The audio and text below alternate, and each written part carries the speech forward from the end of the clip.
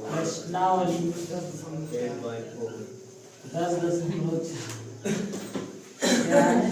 10.4 ध्यान से सुनेंगे। ये प्रश्नावली 10.4 का जो हम स्टार्ट करने चल रहे हैं, इसमें केवल क्या है, आपने डॉट में सीख लिया, त्रिभुज के नियम को सीख लिया, ठीक ना जी, और उसमें प्रक्षेप भी सीखा। और इसके अंतर्गत हम जो सीखने वाले हैं, केवल यहाँ पर दो सदिशों का अदिश गुणनफल से संबंधित सारे सवाल को सीखेंगे, ठीक है ना जी। सदिश गुणनफल, ओके, यानी कि दो सदिशों का सदिश गुणनफल सीखेंगे। गुणनफल, देखो यहाँ पर जो अदिश गुणनफल होते हैं उसी को आपको सीखना है। तो इसमें क्या होता है, इसमें मान लीजिए कि आपके पास माना दो सदिश है, माना वेक्टर ए तथा वेक्टर बी क्या है, दो सदिश है, ओके, दो सदिश हैं। तब इसमें होगा क्या, तब इसका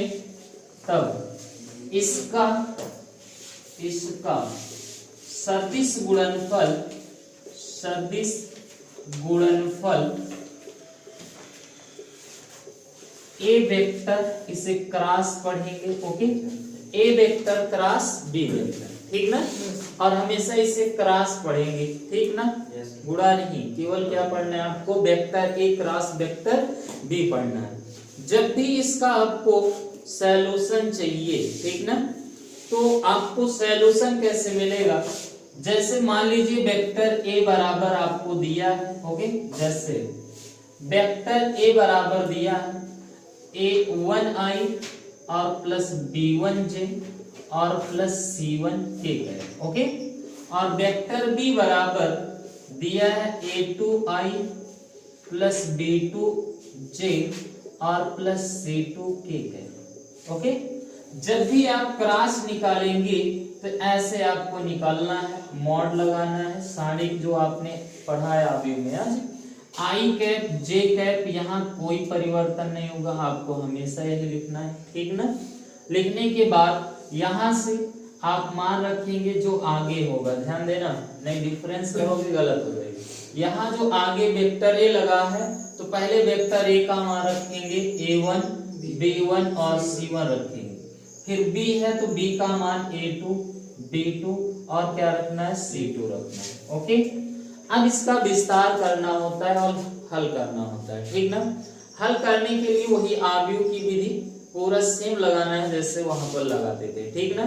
तो इसके लिए आप कैसे सॉल्व करते हैं आपको पता हो गया, आई कैप, इससे आने जाने वाली स्तंभ और पंख को हटा देते c1 b2 और c2, ओके। फिर माइनस जे लगाएंगे, माइनस लगेगा, ओके, ठीक। फिर जे के आने वाली स्तंभ पंख को मोड़ेंगे a1 a2 c1 और c2 प्लस के कैप भी आपका ऐसे आएगा, ये कैंसिल हुआ, a1 a2 और फिर b1 और b2 हुआ, ओके। अब इसके बाद आई आपको और हल करते हैं, तो इस तरह से आता है b1 c2 minus b2 c1, okay, minus जे a1 c2 हो गया, फिर ये माइनस a2 c1 और फिर प्लस के कैप में आपको लिखना a1 और b2 और माइनस a2 और b1, ओके। ये ऐसे आपको सीखना है, ओके। अब इसके बाद जोड़ घटा के हल कर लेते हैं, यही आपका सॉल्यूशन आता है, ठीक ना। तो अंक में दिया रहेगा तो उसको आप अच्छे से सॉल्व भी कर सकते हैं। क्रॉस जब भी निकालना है यही विधि है, ठीक ना, क्रॉस।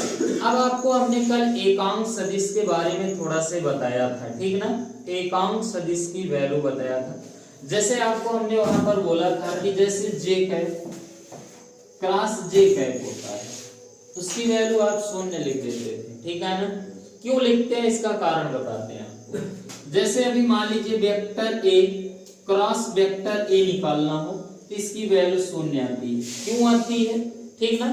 समान का सदिश का जब सदिश गुणनफल मारेंगे, ठीक ना, समान सदिश का सदिश गुणनफल मतलब क्रॉस में, तो उसकी वैल्यू शून्य आती है। रीजन अभी आपको जैसे हमने ये सदिश का मान लिया तो आई लिखेंगे, आप जे लिखेंगे और क्या लिखेंगे, के कैप लिखेंगे, सही बात है ना।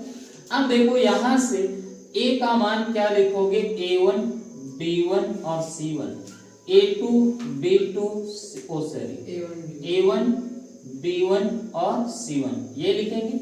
अब देखेंगे सारिक का हमारा नियम क्या होता है, अगर दो पंक्तियां दो स्तंभ कोई समान होते हैं तो वह सारिक का मान क्या होता है, शून्य के बराबर होता है। सही बात है ना।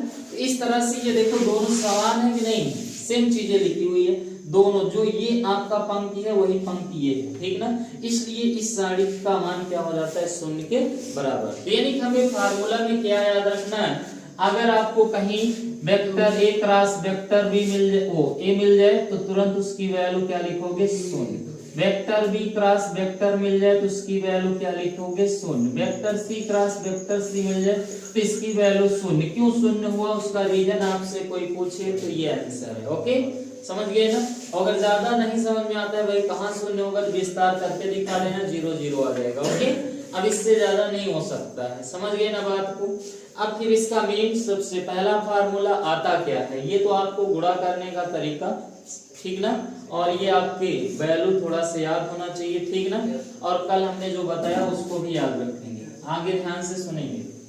इसमें हुआ क्या, इसमें अगर दो सदिशों के बीच में, जैसे उसमें डॉट में सीखा गया था, सेम कंडीशन में क्रॉस में होता है। अगर दो सदिश हैं, दोनों सदिशों में अगर आपके बीच में एंगल दिया हो, ठीक है ना, क्या दिया हो, एंगल मतलब कोण दिया हो, तब आपके लिए क्रॉस में जो मान होता है vector A cross vector B बराबर होता है मॉड वेक्टर ए और मॉड वेक्टर बी और इनटू साइन थीटा। ओके, और यहाँ पर होता है एन कैप। एन कैप क्या है, एन कैप क्या है, जहां एन कैप आपका क्या है, लंब, ठीक ना जी, लंब एकांक सदिश है। ओके, क्या है, एकांक सदिश है। समझ रहे ना बात को। इस तरह से ये आपको तैयार रखना है, समझ गए होंगे बात को आज। तो एकांक लंब सदिश है, ठीक ना। अब देखो इसके बाद आपको क्या करना है, यहां से एकांक सदिश को जब भी निकालते हैं ना जी, क्या करते हैं, एकांक सदिश को, तो ये तो मॉड आपको पता है, ये भी मॉड पता होना चाहिए, ठीक है ना जी। और उसके बाद ये साइन थीटा इनटू क्या हो जाता है, एन कैप, ठीक है ना। अब यहाँ से जब लंब एकांक सदिश कहता है यानी कि साइन थीटा की वैल्यू क्या होगी, 1 के बराबर, ठीक ना, क्या होगी, 1 के बराबर होती है। देखो ध्यान से, अगर एन कैप कभी भी निकालना होगा, एन कैप, तो आपको इसको मॉड में रखना है, vector A cross vector B, और बटे में इसको 2 बार मॉड लगाने से कोई फर्क, मतलब दोनों पक्षों में मॉड लेते हैं। ओके, दोनों पक्षों में क्या लेते हैं, मॉड, तो ये मॉड में हो जाता है। इसका लंब है तो साइन 90 अंश होगा, साइन 90 अंश का मान 1 हो जाएगा, तो यहाँ से इसको बटे में कर देंगे, ये हो जाएगा vector A mod vector B. इस तरह से एन कैप कभी भी पूछा जाए लंब एकांक सदिश बताइए तो ये आपका है, ठीक है ना जी। तो आप इसका लंब का मान बताएंगे, एकांक सदिश है इसलिए इसका मान सदियों क्या आएगा, 1 आएगा, ठीक है ना। इसलिए एक का आप जो है बाहर निकाल लेते हैं, ठीक ना। हाँ, तो इसमें कोई डाउट नहीं होना चाहिए। सवाल जब भी लगाएंगे एकांक सदिश है, इसका मान 1 रख दिया करेंगे, तो यानी कि फार्मूला लगाते समय इससे कोई मतलब है ही नहीं है, ठीक ना। आप उसे यूज किया करेंगे, तुरंत सवाल आ जाती है। ओके, अब इसमें चलते हैं क्रम विनिमय, और फिर उसके बाद क्या आएगा, वितरण का नियम, ठीक है ना। तो ये क्रम विनिमय का नियम का पालन करेगा या नहीं करेगा, उसी को हमें सीखना है, ठीक ना। हाँ, तो चलो आपको क्या सिखाएंगे, जो हमारे एकांक लंब आपके सदिश होते हैं उनकी वैल्यू सिखाएंगे, ठीक ना। क्या सिखाएंगे, एकांक लंब सदिश। देखो जो एकांक लंब सदिश होते हैं उसका सदिश गुणनफल, कौन सा गुणनफल, सदिश गुणनफल। तो देखो पहले आप ये जानिए कि सदिश गुणनफल होता क्या है। अभी तक तो अदिश में सीखा vector A dot vector B, कोई दो सदिश होंगे, अगर उनका आप डॉट में गुणा करते हैं तो आपका अदिश गुणनफल कहलाता है। ओके, लेकिन जब आपके सदिश आएगा तो इसमें आपको क्रॉस लगाना है, क्या लगाना है, क्रॉस लगाना है, ठीक ना। तो इसके लिए हम सबसे पहले किसको सीखने वाले हैं, लंब एकांक सदिश का, ठीक है ना। तो एकांक सदिश ये लंब होते क्या है, ये होते हैं, ये इस तरह से होते हैं, ठीक ना जी। x अक्ष और y अक्ष और z अक्ष के लिए i कैप और j कैप और k कैप, ठीक ना। इनके लिए एक दूसरे की ये क्या होते हैं, लंबवत होते हैं, 90 अंश के कोण पे होते हैं, इसीलिए इनको एकांक लंब सदिश कहा जाता है। ओके, अब इसके पास ये एकांक है, ये कैप लगा है, ठीक ना। अब इनका हम क्या करेंगे, क्रॉस में गुणा करेंगे। क्रॉस में मतलब हो गया कौन सा, सदिश गुणनफल। तो इसको आप एक थोड़ा से सर्कल बनाएंगे, उसी के बेस पे समझा करेंगे, ठीक ना। तो ये इस तरह से आप मान लीजिए घड़ी की दिशा में ऐसे घूम रहे हैं और इसे I लगा लीजिए और J लगा लीजिए और K लगा लीजिए। ओके, तो I के बाद देखेंगे क्या आ रहा है, I क्रॉस J लगाएंगे, क्रॉस रहेगा, ठीक ना, डॉट वाला इसके पहले सीखा है।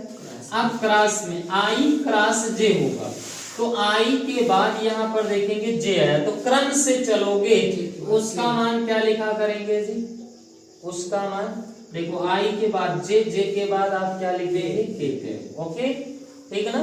और अगर आपने J के बाद क्या आ रहे हैं, K, तो I के, तो यहाँ पर उसके आगे क्या आ रहा है, I। ओके, K के बाद क्या आ रहा है, I आ रहा है, तो यहाँ क्या आ गया, J कैप। कोई डाउट, आगे ध्यान से, सेम कंडीशन में अगर आपने यहाँ I और क्रॉस ये K लग गया, उल्ट गया, तो आप विपरीत दिशा में चलने लगे, है कि नहीं। I के बाद क्या आ गया, K, तो जबकि हमने देख रहे हैं एरो बता रहा है J, तो J हमने लिख लेंगे बराबर के, लेकिन माइनस लगा देंगे, माइनस J विपरीत दिशा में, इसलिए ऐसा, ठीक है ना। मतलब ये चेंज होगा तो इस तरह से, और ये K कैप यहाँ पर जैसे ये J कैप और ले लीजिए, और कौन सा ले लिया जाए, I कैप। ओके, और ये बराबर देखो J के बाद I आया, तो I के बाद यानी कि K आएगा, लेकिन विपरीत दिशा में आएगा, इसलिए माइनस K, ठीक। तो इसी सर्कल से आप सभी को बना लिया करेंगे, लेकिन अगर समान होगा तो उसकी वैल्यू आप शून्य के बराबर रखेंगे, ठीक। वो क्यों होता है वो भी आपको हम कल बताएंगे। ओके, क्यों होता है उसको हमने कल बताएंगे, क्यों ऐसा होता है। ओके, ये क्रॉस में अगर समान हो तो इसकी वैल्यू क्या लिखा करेंगे, 0। 0 क्यों होती है हम आपको क्रॉस के लिए बात बताएंगे, ठीक ना। क्रॉस में कैसे गुणा होता है इसके लिए कल से वर्णन होगा। ओके, हमने बताया दो सदिशों का अगर आप देखेंगे, जो सदिश गुणनफल होता है उसके क्रम विनिमय के नियम का पालन होता है या नहीं होता है, ठीक ना। तो यह क्रम विनिमय के नियम का पालन नहीं करता है। ओके, क्या करता है भाई, क्रम विनिमय के नियम का पालन नहीं करता है। पहला इसकी गुण है, एक प्रकार का समझ लो, गुण। ओके, हाँ ध्यान सुनेंगे, क्या बोला हम, देखो इसमें हुआ क्या, गुण सीखना है। नंबर 1, यह जो होता है यह क्रम विनिमय नियम का पालन नहीं करता है। ओके, नहीं करता है। देखो इसके पहले डॉट में अगर ऐसा होता था तो आप ऐसे कर लेते थे, सही बात है या गलत है, इसको यूज किया है ना आपने, तो क्या आपने इसको ऐसे कभी कर पाएंगे, बिल्कुल नहीं कर पाएंगे। डज नॉट होता है, बी क्रॉस से नहीं कर पाएंगे यार, ऐसा कभी नहीं करना, ठीक ना। हाँ, अगर करना है तो आप इसे ऐसे लिख सकते हैं, ए क्रॉस बी बराबर, यहाँ पर माइनस लगा के बी क्रॉस क्या लिख दिया करेंगे, ए लिख दिया करेंगे। रीजन भी बता दे, हाँ रीजन भी सीखो। जो मान आपने आई, जे और के रखते हैं ना जी, इसका मान यहाँ पर अगर मान लीजिए ए का मान जैसे A1, B1 और C1 है, तो इसका A2, B2, C2 होगा, सही बात है। और जब ये चेंज होगा यानी इस रूप में लिखना चाहोगे तो ये हो जाएगा I कैप, J कैप और K कैप, तो इसमें हो जाएगा A2, B2 और C2, और यहाँ पर आ जाएगा A1, B1, C1, आएगा कि नहीं आएगा। तो अब आपके सारणिक का नियम क्या बताया, अगर एक पंक्ति या एक स्तंभ को एक दूसरे में चेंजिंग करते हैं तो सारणिक का मान में कोई परिवर्तन नहीं होता है, बल्कि किसमें परिवर्तन होता है, चिन्ह में, ठीक ना, उसके साइन में परिवर्तन हो जाता है, ठीक ना। मीन्स इसका जो चिन्ह होता है प्लस रहेगा तो माइनस हो जाएगा, माइनस रहेगा तो प्लस हो जाता है। तो वही है, इसको अगर चेंज करते हैं ना जी तो वही है, आगे क्या लगा दिया गया, माइनस लगा। अब समझ में आ गया, ठीक ना। अच्छा आगे अब देखेंगे इसमें क्रम विनिमय तो हो गया, अब वितरण का नियम सीखेंगे। कौन सा नियम, वितरण का नियम, वितरण का नियम। तो यह वितरण के नियम का पालन करता है, ओके, वितरण के नियम का पालन करता है। कैसे करता है, ध्यान से सुनेंगे उसका नियम क्या है। इसमें 3 सदिश रहते हैं, ठीक ना। तो वेक्टर ए और फिर वेक्टर बी और यहाँ पर क्रॉस वेक्टर सी होता है, ओके, ठीक ना। ऐसे मल्टीप्लाई करेंगे, ये डॉट में होता है, ओके, किसमें रहेगा, डॉट में रहेगा, ठीक ना। फिर उसके बाद बराबर ये आएगा क्या, यहाँ पर ऐसे नहीं जी, ये डॉट में ही होता है, नहीं होता है जी, क्रम विनिमय के नियम का पालन, यहाँ क्रॉस में, ओके, किसमें रहेगा, क्रॉस में। जो वितरण का नियम है वो 3 सदिश रहेंगे और तीनों ऐसे क्रॉस में रहेंगे। पहले बी और सी का क्रॉस करेंगे, फिर उसके बाद ए का क्रॉस करेंगे, ठीक है ना। फिर उसके बाद ये बराबर होगा vector A cross vector B, और फिर इसमें करेंगे तो ये क्या हो जाएगा जी आपका, यहाँ पर यहाँ प्लस लगाओ जी, तभी तो गलती होगी। वितरण का नियम आज इसमें समझेंगे, वेक्टर ए क्रॉस यहाँ vector B plus vector C आएगा, ओके, मतलब दोनों को जोड़िए और जोड़ने के बाद इसका क्रॉस से मल्टीप्लाई करिए, ठीक ना। तो उसके बाद यहाँ देखेंगे तो vector A cross vector B होगा और प्लस लगाएंगे vector A cross vector C होता है। ये होता है वितरण का नियम, ठीक ना। ये नियम लगाएंगे तो आपका भी सक्सेसफुल रहेगा, ठीक ना। ये क्या होता है, वितरण के नियम का पालन करता है, ओके। अब इसके बाद आता है हमारे पास कि देखो ये तीनों सदिश, ठीक ना, तीनों दो सदिश, यदि सदिश सदिश, ठीक ना जी, क्या है, वेक्टर ए तथा वेक्टर बी अगर परस्पर कभी बोल दे समांतर है, क्या है, समांतर, तुरंत याद रखना है कि vector A cross vector B की वैल्यू 0 के बराबर है, ठीक ना, ओके। समांतर कहेगा तो vector A cross vector B की वैल्यू किसके इक्वल रखोगे, 0 के बराबर। क्यों रखोगे, क्योंकि आपको पता है vector A cross vector B बराबर मॉड वेक्टर ए और फिर मॉड वेक्टर बी, यहाँ होता है साइन थीटा और थीटा का स्थान पे 0, तो साइन 0 अंश का मान 0, इसलिए सारे पार्ट 0 हो जाएंगे। समझ में आया ना। अगर आपने यहाँ पर कह देगा तीसरा पॉइंट, चौथा पॉइंट, यदि सदिश क्या है, सदिश वेक्टर ए तथा वेक्टर बी क्या है, लंबवत है, यानी कि लंब है, तब आप कहेंगे कि vector A cross vector B बराबर mod vector A mod vector B, और ये हो जाएगा n कैप, ठीक है ना। इस तरह से आप निकाल सकते, ठीक है ना, कोई डाउट नहीं होना चाहिए, ठीक ना। तो ये ऐसे जब कहेगा ये लक्षण है और गुण है, ठीक है ना जी। अगला जो मेन फार्मूला और इम्पोर्टेंट फार्मूला आ रहा है वो क्या है, उससे ध्यान देंगे। तो यहाँ पर आपका अगला सूत्र ध्यान देंगे, ये तो उसके गुण हो गए हैं जी। अगला सूत्र, जो अगला हमारे पास सूत्र आएगा वो क्या आएगा, उसके लिए आपको त्रिभुज की अगर कहीं कहेगा क्षेत्रफल निकालने के लिए, ठीक ना, त्रिभुज का क्या कहेगा, क्षेत्रफल। तो त्रिभुज को ध्यान में रखेंगे, इस तरह से आपके त्रिभुज होगा ए बी सी, इसकी कोई भी 2 संलग्न भुजा दी रहेगी, क्या दिया रहेगा, संलग्न भुजा। तो यानी कि संलग्न भुजा चाहे इनको समझ लो, चाहे इनको समझ लो, चाहे इनको, ठीक है ना। संलग्न मतलब जो दोनों जुड़ी हो, ठीक है ना। तो ये जुड़ा है, मान लीजिए ये है और ये है, ये वेक्टर ए दिया है, ये वेक्टर क्या दिया है, बी। एरो से कोई मतलब नहीं रहेगा आपको, आगे हो या पीछे हो। तब इसका जब भी आपसे क्या पूछा जाएगा, इसका आप त्रिभुज का क्षेत्रफल पूछा जाएगा, तो ऐसे लगाएंगे त्रिभुज ए बी सी का क्षेत्रफल बराबर 1/2 मॉड में vector A cross vector B. Mod लग जाता है इसलिए एरो से कोई परिवर्तन नहीं हो पाता है, ठीक है ना। ये त्रिभुज का क्षेत्रफल है, ठीक है ना। जब त्रिभुज का क्षेत्रफल निकालना हो यही फार्मूला यूज करेंगे। अब आती है समांतर चतुर्भुज का, कौन सा आएगा? समांतर चतुर्भुज का क्षेत्रफल बराबर। अब याद रखना है समांतर चतुर्भुज के दो फार्मूले होते हैं, ठीक ना? कौन कौन से? ये आपके चतुर्भुज को ध्यान में रखेंगे, चतुर्भुज बना के समझा रहे हैं, ठीक है? समांतर चतुर्भुज है वाली ABCD C और D। ये वाला फार्मूला तब यूज करेंगे जब दो संलग्न भुजा दी रहेगी तब, ठीक ना?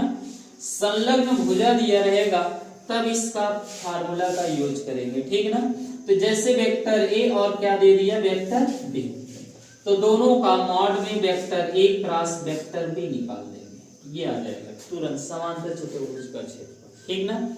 जब संलग्न भुजा दिया रहेगा वेक्टर A और वेक्टर B दिया रहेगा, तुरंत आप निकाल लेंगे, आ जाएगा, ठीक ना? एक लास्ट फार्मूला यानी दो फार्मूला भी और है, थोड़ा उसको सीखेंगे, इसको आपने लगाएंगे, ध्यान से सीख लेंगे ये भी।